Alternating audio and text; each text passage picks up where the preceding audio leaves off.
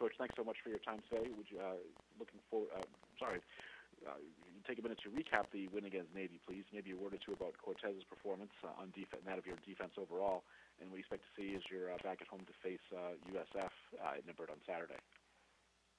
Well, it was a all-around. The defense is what we talk so much about, not just because of the way they played and because it was a shutout, but because probably even more so because of the way we played the year before. And I think that's where we were probably as excited as anything, just because of the performance defensively the year before. Maybe people haven't talked about the offensive performance as much because even the year before they did a good job. They moved the football. They scored points. We just never were in the game because of the way we had played defensively. So, for us to come out and play as sound as we did, as disciplined as we did, I think that's what I was most excited about. Defensively, and then for us offensively to finish the drives and not turn the ball over. I think in the last few games we had struggled a little bit in the turnover margin. So for our offense to come out and play as clean as they did, be efficient, especially in the first 5 drives, to score touchdowns, it's really difficult for Navy if they do get down. And I think that kind of fed into the things that we were doing as a whole. So it ended up being a great day. We lost a great player in the battle. And Perry Young, but we'll continue to move forward and try to get a little things cleaned up after of what happened there.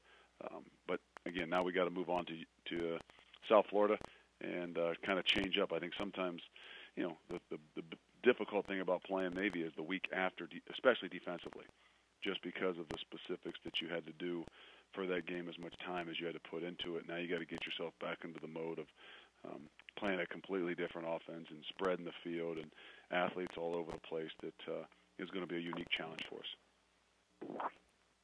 We'll take questions for Coach Fickell, please. *1 on your telephone keypad will put you in the queue, then the operator will introduce you. Take our next question from Chris Vanini from The Athletic.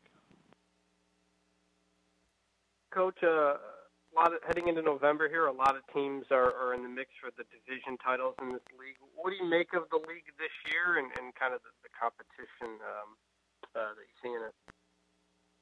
Well, I think parity. I mean, there's so much balance. There's a lot to be done here in the next 3 weeks, and so there's a lot of big games, a lot of teams with a lot of opportunities, and I think that's what you love about college football. It's maybe not as exciting when you look around and it might be one team dominating a league, and you say, okay, well, when's Clemson going to have another game, or whatever the situation might be for them?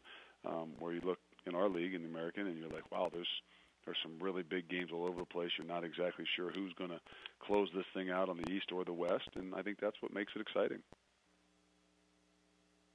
Appreciate it. Thanks, Coach.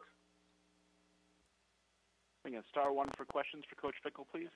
Coach, I'll ask the next one if I can. I know you referenced how much last year's game against Navy might have provided some backdrop to what happened this year.